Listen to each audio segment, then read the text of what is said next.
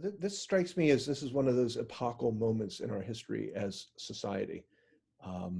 And someone described it to me, it's an accelerated time. Uh, Technology firms are saying we've done 2-3 years worth of technology adoption in a month. Yeah. And we've seen that in the Episcopal Church. We didn't know it was going to happen, and we switched to online worship. And what I'm hearing anecdotally is we actually have more people participating in worship on a weekly basis than we did when we had churches. People's generosity has not been strongly impacted. We're losing some revenue sources, rental and thrift shop, but people are helping out, and there's some, so it's different. And we're realizing we're not going back. I mean, we'll go back in the buildings in some form as we can figure out how to make it safe, but we're going to keep streaming online, and we're going to do, worship services, Bible studies, support groups, pastoral care, wedding preparation, all that stuff. This is our future. Oh, that's fascinating. Oh, okay. So this is terrific. So, hi, thank you, Bishop Knisely, Nicholas Knisely, who is the Bishop of the Episcopal Diocese of Rhode Island. Did I get that right? Yeah. Also, you have a background in astrology and physics? Astronomy. Oh, you know what? I knew I was going to do that. I know. So when I was teaching astronomy at Lehigh, about a month into the course, I would have kids come up to my desk and say, "Professor, when are we going to learn how to do horoscopes?" That makes me feel a little better. This is I'll edit that part out. And you're paying a lot of money for this course. You should understand what it is, because I'll flunk you. I'm glad that you're not grading me today. That's good. No. So thank you. So yeah, I'm really curious from your perspective, just to expound on some of what you said, what you are, seeing and experiencing, obviously from, just the logistics of how the church has had to change its operations, but also what you're seeing in people and what they're facing and how they're responding. So just to finish the sort of plumbing question, I mean, the other thing that's happening is, traffic in Rhode Island has not been great. And when we try to have a statewide meeting, and we have a number, because we're a statewide organization, and we meet, at least weekly on some sort of statewide format, we had trouble getting people to come and participate. And now with people being able to call in through Zoom or call in through a conference call, we're getting 100% attendance at these things. And we're all realizing it's been much more effective, efficient. And there are people who were not able to participate before, young families with children, whatever, that we're now we're moving off sort of hearing only the voices of the retired and the people who had the financial wherewithal to not work 2 jobs or whatever. And so that's been really sort of exciting and much more representative, and we're hearing insights in ways we didn't hear before. So that part's been great. And I think, we've all recognized in the last 2 months, we're not going back. We're just going to keep doing our regular sort of business that way, and hoping that it allows people who weren't able to participate a voice that they didn't have before. So that's the good side, right? The downside is, we skew older as a church organization. So a lot of our people are already on pension or retired. So we're not seeing the kind of impact, but we are in our Latino congregations or congregations that were working class. It's been devastating there. And, they have lost, almost an entire congregation has lost its work. And so we're able to subsidize, make sure the staff is covered and everything else. But I don't know long-term how you're going to be able to find jobs for the people who won't be able to return to that kind of work, or those industries may disappear. It'll probably be a while till I want to get back on an airplane.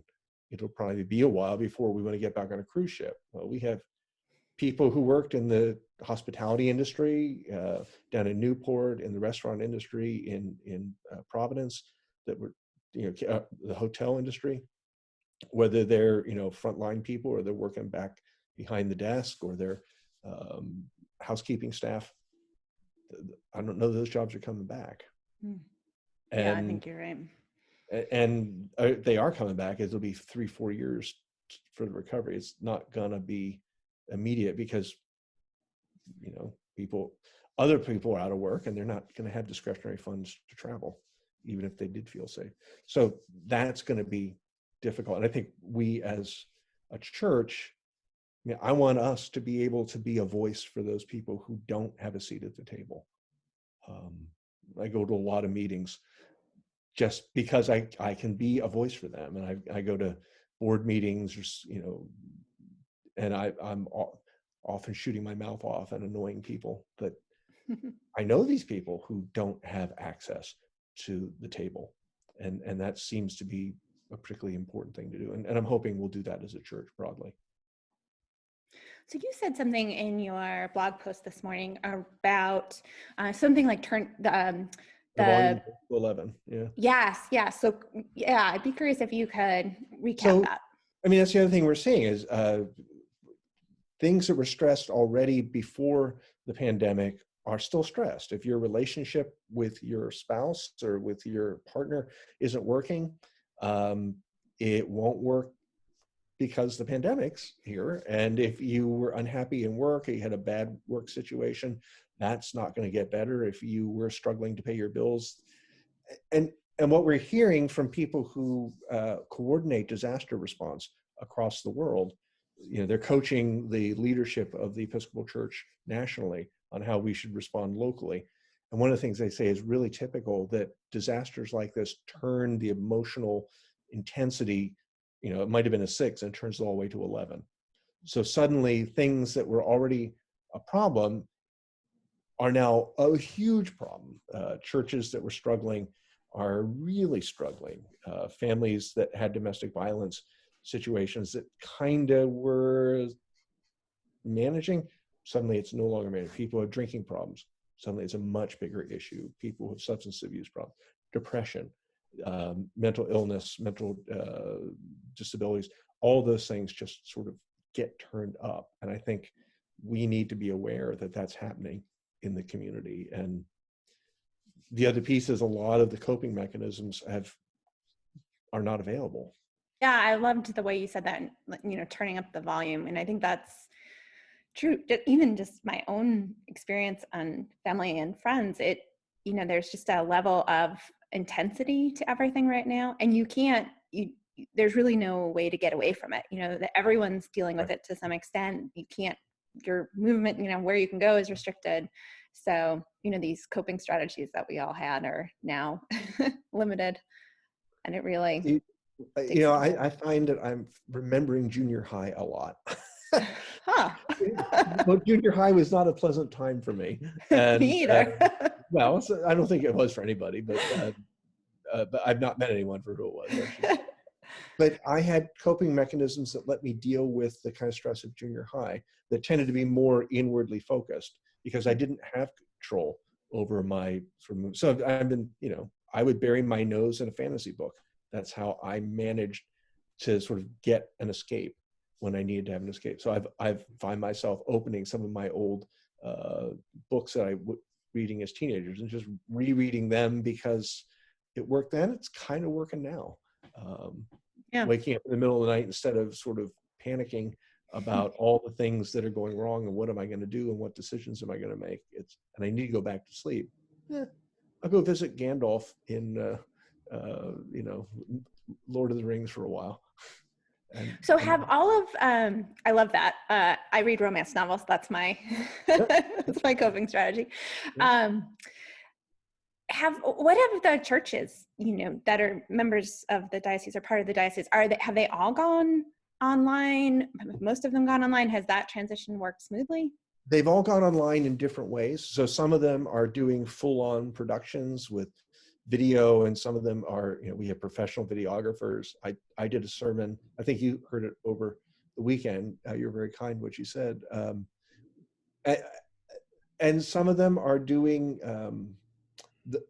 some of them are encouraging people, you know, the very small churches, especially along the coast, are encouraging people to go to the National Cathedral's website. That's an Episcopal church. They do lovely liturgy, but then come to a Zoom coffee hour. or have a conference call, or they're doing a weekday Bible study. So they're finding ways to build community throughout the week. We do a morning prayer. My staff gathers to pray every morning whenever the office is open, and we're not able to do that now. So we're doing it by Zoom, and I've gone from maybe 10 people to 20 people coming every day, and we're realizing that's our support group. We check in with each other. We have some elderly clergy who live on the cathedral grounds. Their only interaction with somebody. So, we can say, do you need food? Do you need us to run errands for you? How'd you sleep? And I think churches are doing the same thing across the state, but in slightly different ways. Some churches are making sure they do daily liturgies and broadcasting it. Some churches are sending out meditations. Some are doing stuff live. Some are pre-recording. My advice to the churches, and probably to everybody, is you don't have to be equally good at everything. The beauty of technology is it gives you 1,000-league boots. So if you want to go to church, and we've had people talk about, I went to church in Africa this morning, because African churches are broadcasting their services. So you can go to an Anglican church in Nigeria, you can go to an Anglican church in South Africa, and then to your own coffee hour in Hopkinton. And we've been saying to churches, just do what you can do. And if you do really good Bible study, why don't you do really good Bible study and let the other churches do liturgy? If other churches want to do a fancy liturgy, let them do that, and you do the other thing, or provide pastoral care, or have a 12-step meeting or something like that. So play to your strength. And what is it like being, I imagine a lot of I'm putting words into your mouth, but just a little I know about you. It's fun. The human interaction is an important piece about being a priest and, leading a congregation. So does that feel very different right now? Yeah, it's funny. About a third of the clergy in the Episcopal Church are extroverted, and about 2/3 of them are introverted, which is complicated. But the extroverts are really struggling because they learn to process out loud. They want to be around people, and it's really hard for them to be cut off. But they're finding Zoom, it's not completely the same thing, but it helps. And for the introverts, it's giving them actually some time to take a step back and process in different ways. In the Episcopal Church, because we have a very structured liturgy that's the same pretty much week in and week out, and the same across the state, leading a liturgy is something you just do automatically. The harder parts are the preaching and the coffee hour, and both those work really well over Zoom. We have not quite figured out how to do the liturgical stuff. We can't figure out how to sing together, and it's one of those things. I was watching. Did you see the Boston Pops did a concert yesterday? They did Williams Send in the Heroes, his fanfare for the Los Angeles Olympics. And they all are playing their instruments in their kitchen, and around their house, and cats are walking across the oboes and things like that.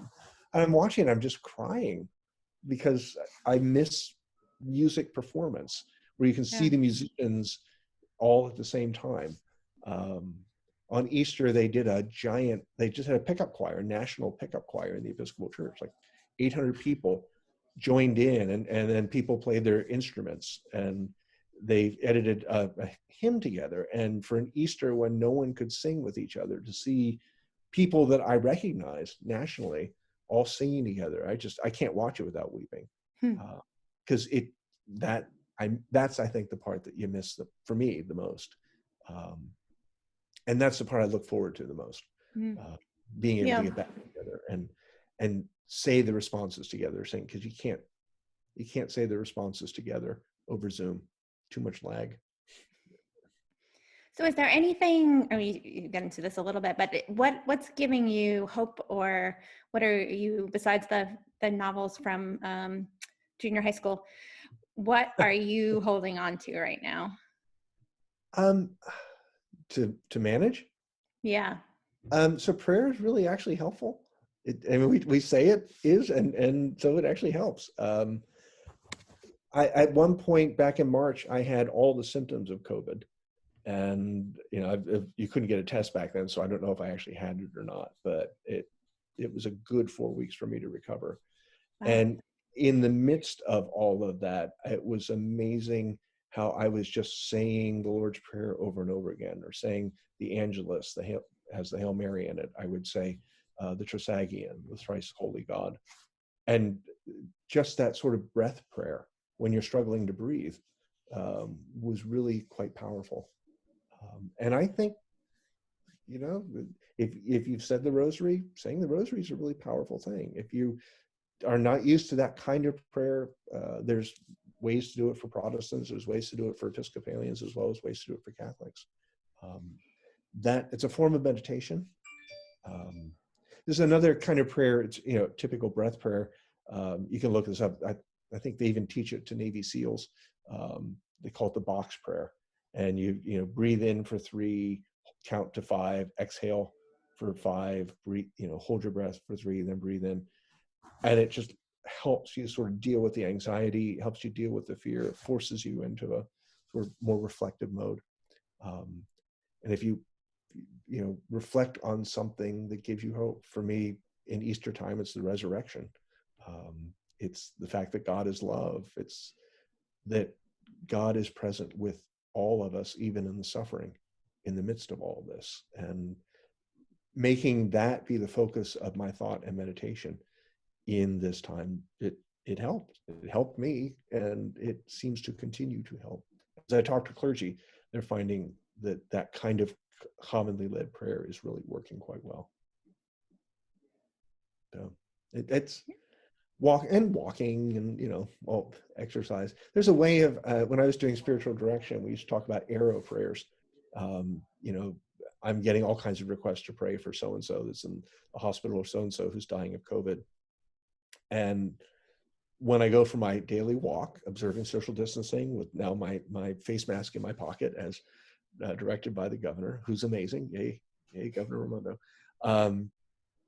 You can sort of in your mind think each step is a prayer for this person. It's called an arrow prayer, just like you're shooting arrows into the sky with each step. Or on a bicycle, each turn of the crank is an arrow prayer. And it's an ancient and I find very effective way to pray for people and to keep your concern for them, your compassion for them foremost in your mind during the time. Yeah, very intentional. I like that. Mm-hmm. Well, thank you for talking to me.